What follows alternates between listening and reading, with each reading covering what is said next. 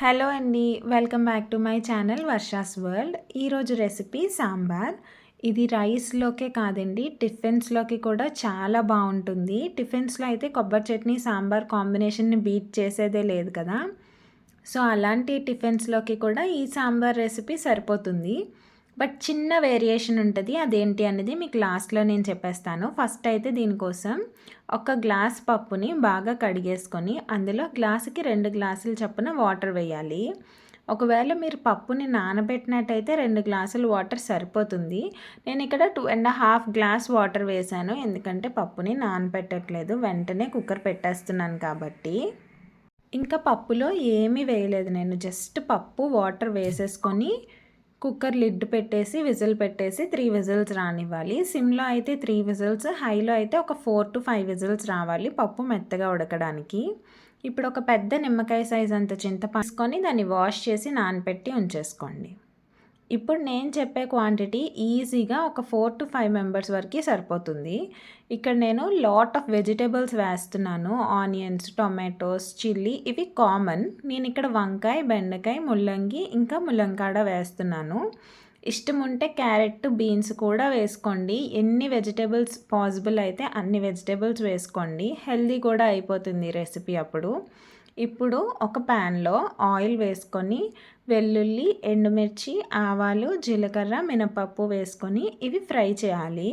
వెల్లుల్లి కలర్ మారేంత వరకు ఫ్రై చేసుకోండి. ఇంగువ ఘాటు ఇష్టం అనేవాళ్ళు ఇక్కడ కొంచెం ఇంగువ కూడా వేసేసుకోండి.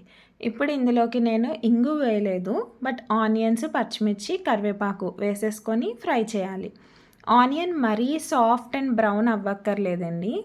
కొంచెం సాఫ్ట్ అవ్వి కలర్ లైట్గా చేంజ్ అయితే సరిపోతుంది. మరీ బ్రౌన్ ఆనియన్ లాగా ఏం చేయక్కర్లేదు.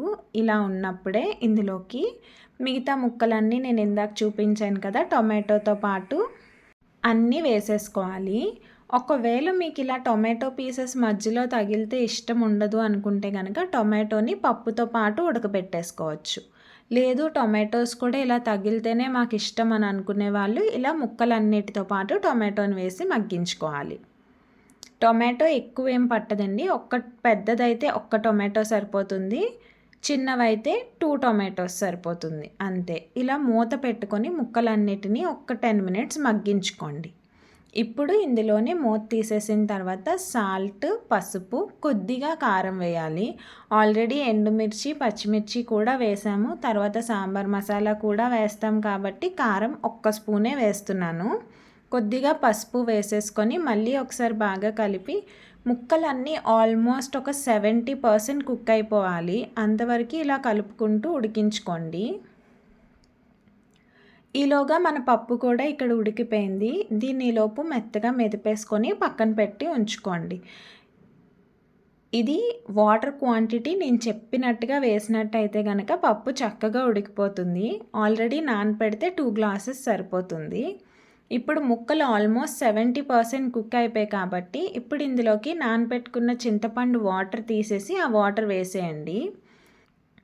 పులుపు వేశాక ఒకవేళ ఆ వెజిటేబుల్స్ పచ్చిగా ఉన్నట్టయితే అవి ఉడకవండి. ఖచ్చితంగా 70% ఉడికిన తర్వాత మాత్రమే పులుపు వేయండి. ఇప్పుడు ఇలా మరుగుతున్నప్పుడు ఇందులోకి మనం ఉడకబెట్టి మెదిపేసుకున్న పప్పు అంతటిని వేసేసి కలిపేసుకోండి. ఉడుకుతున్నప్పుడు మీకు ఇంకా చిక్కగా ఉంది అనిపిస్తే కొద్దిగా వాటర్, సాల్ట్ కూడా చూసి అడ్జస్ట్ చేసేసుకోండి. ఇలా బాగా మరుగుతున్నప్పుడు ఇందులోకి సాంబార్ మసాలా 2 స్పూన్స్ వేసాను నేను. ఇది కూడా వేసేసుకొని బాగా కలిపేసుకుంటే మంచి స్మెల్ రావడం స్టార్ట్ అయిపోతుంది. ఖచ్చితంగా గెస్ట్స్ ఎవరైనా ఉన్నారంటే మటుకి స్పెషల్ మెనూని ఎక్స్పెక్ట్ చేస్తారు ఈ స్మెల్ని చూసి. ఇప్పుడు ఇందులో లాస్ట్గా కొద్దిగా కొత్తిమీర వేసేసుకోవాలి. లాస్ట్లో మీకు ఒకటి చెప్తానన్నాను కదా, వేరియేషన్ ఉంటుంది టిఫిన్ సాంబార్కి దీనికి అని. ఈ కొత్తిమీరతో పాటు కొద్దిగా బెల్లం యాడ్ చేస్తే కనుక టిఫిన్ సాంబార్ కూడా రెడీ అయిపోతుంది. అంటే టిఫిన్స్లోకి మనకి చిన్న తీపి వస్తుంది చూసారా, ఆ తీపి ఆ బెల్లం వల్ల వస్తుందన్నమాట. సో బెల్లం వేసుకుంటే టిఫిన్స్లోకి కూడా చాలా యమ్మీగా ఉంటుంది. ఒకసారి ట్రై చేసి మీకు ఎలా కుదిరింది, పర్ఫెక్ట్గా వచ్చిందా రాలేదా అనేది నాకు కమెంట్ చేసి చెప్పండి. నేను వెయిట్ చేస్తూ ఉంటాను. అలాగే కొంచెం సబ్స్క్రైబ్ చేసుకోండి. Bye bye.